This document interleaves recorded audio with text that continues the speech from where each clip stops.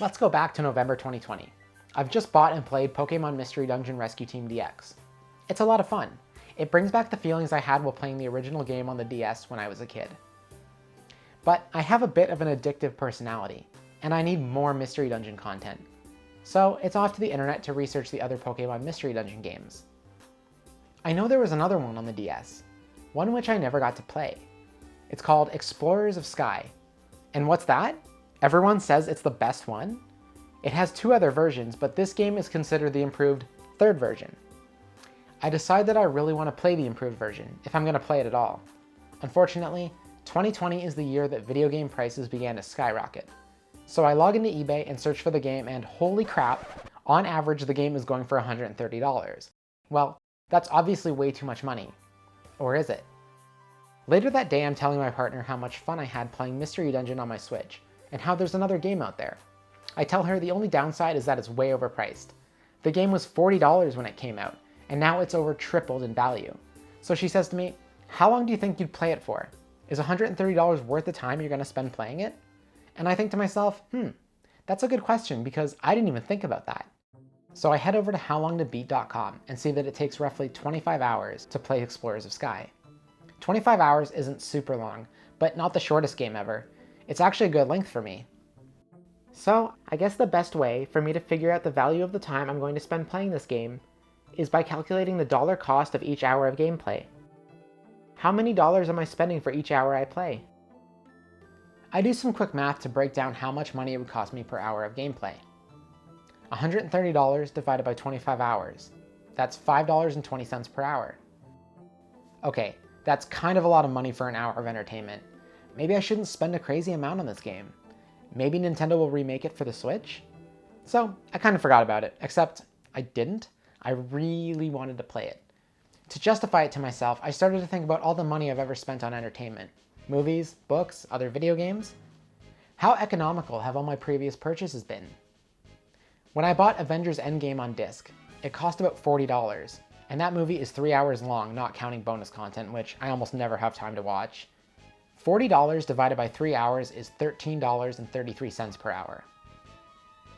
And yes, obviously I might watch that movie on disc multiple times, but my free time is limited, and I have no exact idea how many times I may watch it in the future. I also spent $20 on the ticket to see the movie in theaters, which is guaranteed only a single viewing. $20 divided by 3 hours is $6.67. Or how about Hyrule Warriors Age of Calamity, which had just came out that same month? It took me about 20 hours to finish the main campaign, and I spent the full $80 plus tax. So $90 divided by 20 hours is $4.50 per hour. Then there's Spider-Man Miles Morales for PS4. That game took me about 10 hours to complete. $73 divided by 10 hours is $7.30 per hour. I'm quickly learning that I'm not always being economical when spending money to entertain myself. But I also just learned that spending $130 on Explorers of Sky wouldn't exactly be my worst investment at $5.20 per hour. The cost of gaming is a hot topic of discussion among gamers.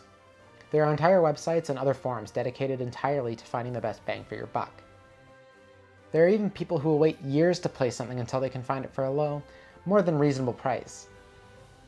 But it might be wise to start looking at all my future gaming purchases with this simple idea in mind. Money spent versus hours played. Is purchasing a game at full price around release always the most economical decision?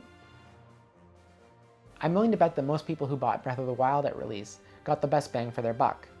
That's got to be something like $90 divided by 100 hours equals 90 cents per hour, which is an insanely good deal. Age of Calamity at full price just doesn't have the same value at $4.50 per hour. Well, okay, it doesn't have the same value for me. Everyone plays video games differently. Some people will buy a game and play it to 100% completion and then start a new game and do it all over again. Others will buy a video game, realize it's not for them after a few hours, and never touch it again. I've experienced both, as well as everything in between, and it's not always possible to know just how much you'll enjoy a video game, and thus how much time you'll sink into it. This is why demos are a helpful thing. There are also indie games where this equation doesn't always have to matter. I spent $10 on a short hike and got no more than 90 minutes out of it. But the game is meant to be short, hence the name. $10 divided by 1.5 equals $6.67 per hour. That's the same value I calculated for seeing Avengers Endgame in theaters. Does that mean a short hike is bad value? Well, if you didn't enjoy those 90 minutes, you might argue yes. But I absolutely loved those 90 minutes, and may someday play it again. So I would argue that it is a good value. And you have to keep in mind that a short hike isn't made by a large corporation. It was made by a very small team, less than 10 people. And this team doesn't have the financial backing that Sony or Nintendo or Microsoft do. So that $10 might be more important to the developer than $80 is to Sony or Nintendo or Microsoft. And yes, I understand that taking into consideration the source of your entertainment isn't always something you can do. Those with limited budgets or limited time may want to play something that they know they'll enjoy. Fans of Warriors games or The Legend of Zelda, they might think the $80 spent on Age of Calamity goes a lot further than simply calculating the money spent versus time played. Supporting a small developer may not matter to someone in that situation. So, the best bang for your buck is the game you want to play more. Just like for me, I really wanted to play another Pokemon Mystery Dungeon game, so $130 was easier to justify because I wanted to play it. Obviously, how someone spends their money is entirely up to them. But as someone with a fair backlog, limited time, and limited funds, this calculation can help me make a more informed decision on whether or not a game is worth a purchase. Especially since there are a lot of games that go on sale for really low amounts, and games that never go on sale, ever. Maybe the next time you can't decide which game to purchase, or play next, or if you're not sure it'll be worth your time, perhaps you can head over to howlongtobeat.com and see how much content the game has, and equate that to the price you'd have to spend. Maybe it's better to wait for a price drop. Maybe its value is worth it to you. When choosing games to buy, what criteria do you use to make your decision? Are you a patient gamer? Do you think full price is worth it? Maybe you play demos, read reviews, or watch a Let's Play first. Let me know down in the comments, and I'll see you next time.